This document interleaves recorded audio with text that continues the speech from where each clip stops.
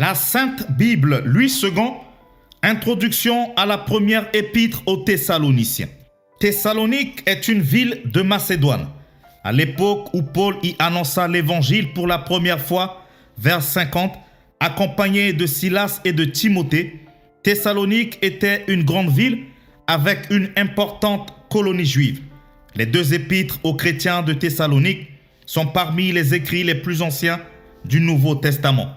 Elles ont été écrites à seulement quelques mois d'intervalle entre 51 et 52. Elles traitent de l'évangélisation, de l'eschatologie et des questions éthiques du point de vue chrétien. Voici la structure de la première épître aux Thessaloniciens. 1. Adresse et salutation au chapitre 1, versets 1 à 2. 2. Succès de l'évangile à Thessalonique, chapitre 1, versets 3 à 10. 3. Ministère de Paul parmi les Thessaloniciens, chapitre 2, versets 1 à 16. 4. Désir qu'éprouve Paul de revoir les Thessaloniciens au chapitre 2, verset 17, chapitre 3, verset 13. 5. Exhortation à la sainteté, à la charité, sur la résurrection et l'avènement du Seigneur, chapitre 4, verset 1, chapitre 5, verset 11. 6. Préceptes divers, vœux et salutations, chapitre 5, verset 12 à 28. L'authenticité paulienne de 1 Thessaloniciens semble hors de doute. Par contre, celle de 2 Thessaloniciens souffre de contestation à cause du retour du Seigneur qui y est présenté différemment par rapport à 1 Thessalonicien. En effet, dans cette dernière, ce retour est apparenté à celui d'un voleur en ces termes. Pour ce qui est des temps et des moments, vous n'avez pas besoin, frères, qu'on vous en écrive, car vous savez bien vous-même que le jour du Seigneur viendra comme un voleur dans la nuit. Chapitre 5, versets 1 à 2. Dans 2 Thessaloniciens, par contre, ce retour apparaît précédé des signes apocalyptiques. Au chapitre 2, versets 1 à 4. Dans 1 Thessalonicien, Paul commence par montrer que son message n'est pas de lui seul. Il associe ses compagnons Sylvain et Timothée comme des co-auteurs de l'épître. Puis, il développe les 3 vertus théologiques, la loi, l'espérance et l'amour, appliquées dans la fermeté et l'espérance. Paul sait que les chrétiens de Thessalonique suivent la bonne voie et qu'ils ont résisté à l'épreuve. Il leur recommande donc ce qu'il leur reste à faire, persévérer. Dans son message, Paul cherche à les aider à se conduire d'une manière qui plaise à Dieu. À ce sujet, il les exhorte à une voie de pureté, faite d'amour fraternel et d'ardeur au travail de leurs propres mains pour ne pas être à charge aux autres. S'agissant de la résurrection et du retour du Seigneur Jésus-Christ, Paul oriente ses exhortations en vue d'éviter à ses destinataires le triste souvenir de leurs frères morts. Pour lui, si Jésus est ressuscité, ceux qui meurent en lui ressusciteront de la même manière. Paul va même plus loin pour dire que ce jour viendra comme un voleur, d'où l'exhortation à la vigilance. La première épître aux Thessaloniciens peut être qualifiée d'épître de l'espérance chrétienne fondée sur l'attente du retour du Seigneur Jésus-Christ. C'est certainement la question de ce retour qui était l'objet de discussion au sein de la communauté. En effet, les premiers chrétiens attendaient le retour du Christ dans leur génération. Matthieu chapitre 16 verset 28, encore à Marc chapitre 9 verset 1 ou Luc chapitre 9 verset 27. L'attention chez les Thessaloniciens portant sur la crainte que les croyants morts ne bénéficient de l'avènement du Seigneur et par conséquent de la résurrection finale. Cette attente étant donc très vive, l'épître a été écrite sur un ton apologétique contre ceux qui croyaient à la venue imminente du Christ. Paul remet les pendules à l'heure. Chapitre 5, versets 1 à 3. Pour lui, il est clair que les morts en Christ participeront à son avènement et surtout à sa résurrection finale. Chapitre 4, verset 13 jusqu'au chapitre 5, verset 11. Car tous ceux qui sont en Christ, vivants ou morts, sont nettement distincts de ceux qui sont dans les ténèbres. Chapitre 5, verset 4 à 5. 1 Thessaloniciens, chapitre 1er. Adresse et salutations. Paul et Sylvain et Timothée à l'église des Thessaloniciens qui est en Dieu le Père et en Jésus-Christ le Seigneur. Que la grâce et la paix vous soient données. Succès de l'évangile à Thessalonique et fidélité de son église. Nous rendons continuellement grâce à Dieu pour vous tous, faisant mention de vous dans nos prières, nous rappelons sans cesse l'œuvre de votre foi, le travail de votre charité et la fermeté de votre espérance en notre Seigneur Jésus-Christ devant Dieu notre Père. Nous savons, frères bien-aimés de Dieu, que vous avez été élus, notre évangile ne vous ayant pas été prêché en parole seulement, mais avec puissance, avec l'Esprit Saint et avec une pleine persuasion. Car vous n'ignorez pas que nous nous sommes montrés ainsi parmi vous à cause de vous. Et vous-même, vous avez été mes imitateurs et ceux du Christ en recevant la parole au milieu de beaucoup de tribulations avec la joie du Saint-Esprit, en sorte que vous êtes devenus un modèle pour tous les croyants de la Macédoine et de l'Achaïe. Non seulement, en effet, la parole du Seigneur a retenti de chez vous dans la Macédoine et dans l'Achaïe, mais votre foi en Dieu s'est fait connaître en tout lieu, de telle manière que nous n'avons pas besoin d'en parler. Car on raconte à notre sujet quel accès nous avons eu auprès de vous et comment vous vous êtes convertis à Dieu en abandonnant les idoles pour servir le Dieu vivant et vrai. Et pour attendre les cieux, son Fils qu'il a ressuscité des morts, Jésus, qui nous délivre de la colère à venir. 1 Thessaloniciens, chapitre 2. Comment Paul a exercé son ministère parmi les Thessaloniciens. Vous savez même, frères, que notre arrivée chez vous n'a pas été sans résultat. Après avoir souffert et reçu des outrages à Philippe, comme vous le savez, nous prîmes de l'assurance en notre Dieu pour vous annoncer l'évangile de Dieu au milieu de bien des combats. Car notre prédication ne repose ni sur l'erreur, ni sur des motifs impurs, ni sur la fraude.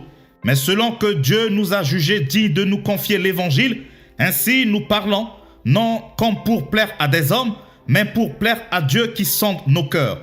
Jamais, en effet, nous n'avons usé de paroles flatteuses comme vous le savez. Jamais nous n'avons eu la cupidité pour mobile, Dieu en est témoin. Nous n'avons point cherché la gloire qui vient des hommes, ni de vous, ni des autres. Nous aurions pu nous produire avec autorité comme apôtres de Christ, comme nous avons été pleins de douceur au milieu de vous. De même qu'une nourrice prend un tendre soin de ses enfants, nous aurions voulu, dans notre vive affection pour vous, non seulement vous donner l'évangile de Dieu, mais encore nos propres vies, tant vous nous étiez devenus chers. Vous vous rappelez, frères, notre travail et notre peine, nuit et jour à l'œuvre, pour n'être à charge à aucun de vous. Nous vous avons prêché l'évangile de Dieu. Vous êtes témoins, et Dieu l'est aussi, que nous avons eu envers vous qui croyez une conduite sainte, juste et irréprochable. Vous savez aussi que nous avons été pour chacun de vous ce qu'un père est pour ses enfants, vous exhortant, vous consolant, vous conjurant de marcher d'une manière digne de Dieu qui vous appelle à son royaume et à sa gloire. C'est pourquoi nous rendons continuellement grâce à Dieu de ce qu'en recevant la parole de Dieu que nous vous avons fait entendre, vous l'avez reçue, non comme la parole des hommes, mais ainsi qu'elle l'est véritablement, comme la parole de Dieu qui agit en vous qui croyez. Car vous, frères, vous êtes devenus les imitateurs des églises de Dieu qui sont en Jésus-Christ dans la Judée, parce que vous aussi, vous avez souffert de la part de vos propres compatriotes les mêmes maux qu'elles ont souffert de la part des Juifs. Ce sont ces Juifs qui ont fait mourir le Seigneur Jésus et les prophètes qui nous ont persécutés, qui ne plaisent point à Dieu et qui sont ennemis de tous les hommes, nous empêchant de parler aux païens pour qu'ils soient sauvés, en sorte qu'ils ne cessent de mettre le comble à leurs péchés. Mais la colère a fini par les atteindre. Désir qu'éprouve l'apôtre de revoir les Thessaloniciens. Pour nous, frères, après avoir été quelque temps séparés de vous, de corps, mais non de cœur, nous avons eu d'autant plus ardemment le vif désir de vous voir. Aussi, voulions-nous aller vers vous, du moins moi, Paul, une et même 2 fois.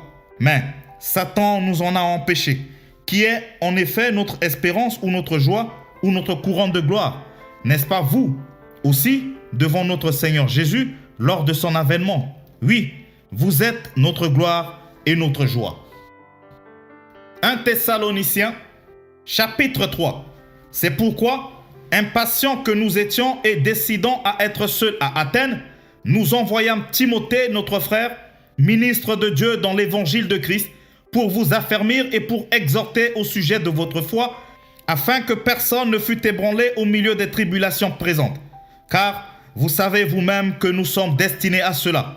Et lorsque nous étions auprès de vous, nous vous annoncions davantage que nous serions exposés à des tribulations, comme cela est arrivé et comme vous le savez. Ainsi, dans mon impatience, j'envoyais m'informer de votre foi, dans la crainte que le tentateur ne vous eût tenté et que nous n'eussions travaillé en vain. Joie et vœux de l'apôtre à l'occasion de nouvelles apportées par Timothée. Mais Timothée, récemment arrivé ici de chez vous, nous a donné de bonnes nouvelles de votre foi et de votre charité et nous a dit que vous avez toujours de nous un bon souvenir, désirant nous voir comme nous désirons aussi vous voir. En conséquence, frères, au milieu de toutes nos calamités et de nos tribulations, nous avons été consolés à notre sujet à cause de votre foi. Car maintenant, nous vivons puisque vous demeurez fermes dans le Seigneur. Quelles actions de grâce, en effet, nous pouvons rendre à Dieu à votre sujet pour toute la joie que nous éprouvons à cause de vous devant notre Dieu. Nuit et jour, nous le prions avec une extrême ardeur de nous permettre de vous voir et de compléter ce qui manque à votre foi. Que Dieu lui-même, notre Père et notre Seigneur Jésus, aplanisse notre route pour que nous allions à vous. Que le Seigneur augmente de plus en plus parmi vous et à l'égard de tous cette charité que nous avons nous-mêmes pour vous, afin d'affermir votre cœur pour qu'il soit irréprochable dans la sainteté devant Dieu notre Père lors de l'avènement de notre Seigneur Jésus-Christ avec tous les saints. 1 Thessaloniciens, chapitre 4. Exhortation à la sainteté, à la charité, au travail. Au reste, frères, puisque vous avez appris de nous comment vous devez vous conduire et plaire à Dieu, et que c'est là ce que vous faites, nous vous prions et nous vous conjurons au nom du Seigneur Jésus de marcher à cet égard de progrès en progrès. Vous savez en effet quels préceptes nous vous avons donnés de la part du Seigneur Jésus. Ce que Dieu veut, c'est votre sanctification. C'est que vous vous absteniez de l'impudicité. C'est que chacun de vous sache posséder son corps dans la sainteté et l'honnêteté, sans vous livrer à une convoitise passionnée, comme font les païens qui ne connaissent pas Dieu. C'est que personne n'use envers vous, frères, de fraude et de cupidité dans les affaires, parce que le Seigneur tire vengeance de toutes ces choses, comme nous vous l'avons déjà dit et attesté. Car Dieu ne nous a pas appelés à l'impureté, mais à la sanctification. Celui donc qui rejette ses préceptes ne rejette pas un homme, mais Dieu, qui vous a aussi donné son Saint-Esprit. Pour ce qui est de l'amour fraternel, vous n'avez pas besoin qu'on vous en écrive, car vous avez vous-même appris de Dieu à vous aimer les uns les autres, et c'est aussi ce que vous faites envers tous les frères dans la Macédoine entière. Mais nous vous exhortons, frères, à abonder toujours plus dans cet amour et à mettre votre honneur à vivre tranquille, à vous occuper de vos propres affaires et à travailler de vos mains, comme nous vous l'avons recommandé, en sorte que vous vous conduisiez honnêtement envers ceux du dehors et que vous n'ayez besoin de personne. Sur la résurrection des morts et l'avènement du Seigneur. Nous ne voulons pas, frères, que vous soyez dans l'ignorance au sujet de ceux qui dorment, afin que vous ne vous affligez pas comme les autres qui n'ont point d'espérance. Car si nous croyons que Jésus est mort et qu'il est ressuscité, croyons aussi que Dieu ramènera par Jésus et avec lui ceux qui sont morts. Voici en effet ce que nous vous déclarons d'après la parole du Seigneur. Nous, les vivants, restés pour l'avènement du Seigneur, nous ne dévancerons pas ceux qui sont morts, car le Seigneur lui-même a un signal donné à la voix d'un archange et au son de la trompette de Dieu, descendra du ciel et les morts en Christ ressusciteront premièrement. Ensuite, nous les vivants qui serons restés, nous serons tous ensemble enlevés avec eux sur des nuées à la rencontre du Seigneur dans les airs, et ainsi nous serons toujours avec le Seigneur. Consolez-vous donc les uns les autres par ces paroles. 1 Thessaloniciens, chapitre 5.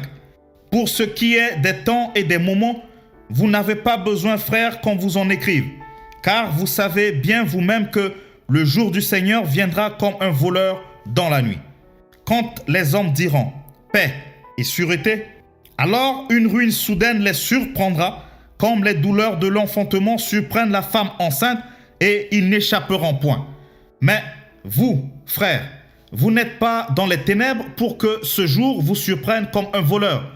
Vous êtes tous des enfants de la lumière et des enfants du jour. Nous ne sommes point de la nuit ni des ténèbres. Ne dormons donc point comme les autres, mais veillons et soyons sobres. Car ceux qui dorment, dorment la nuit, et ceux qui s'enivrent, s'enivrent la nuit. Mais nous qui sommes du jour, soyons sobres, ayant revêtu la cuirasse de la foi et de la charité, et ayant pour casque l'espérance du salut. Car Dieu ne nous a pas destinés à la colère, mais à l'acquisition du salut par notre Seigneur Jésus-Christ, qui est mort pour nous, afin que, soit nous veillions, soit que nous dormions, nous vivions ensemble avec lui. C'est pourquoi, exhortez-vous réciproquement et édifiez-vous les uns les autres, comme en réalité vous le faites. Préceptes divers. Nous vous prions, frères, d'avoir de la considération pour ceux qui travaillent parmi vous, qui vous dirigent dans le Seigneur et qui vous exhortent. Ayez pour eux beaucoup d'affection à cause de leur œuvre. Soyez en paix entre vous. Nous vous en prions aussi, frères, avertissez ceux qui vivent dans le désordre, consolez ceux qui sont abattus, supportez les faibles, usez de patience envers tous. Prenez garde que personne ne rende à autrui le mal pour le mal, mais poursuivez toujours le bien, soit entre vous, soit envers tous.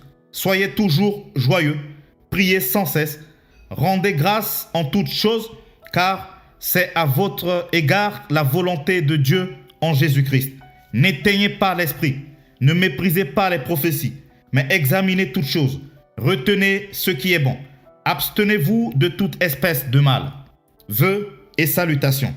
Que le Dieu de paix vous sanctifie lui-même tout entier et que tout votre être, l'esprit, l'âme et le corps soient conservés irrépréhensibles lors de l'avènement de notre Seigneur Jésus-Christ. Celui qui vous a appelé est fidèle et c'est lui qui le fera. Frères, priez pour nous. Saluez tous les frères par un saint baiser. Je vous en conjure par le Seigneur que cette lettre soit lue à tous les frères. Que la grâce de notre Seigneur Jésus-Christ soit avec vous.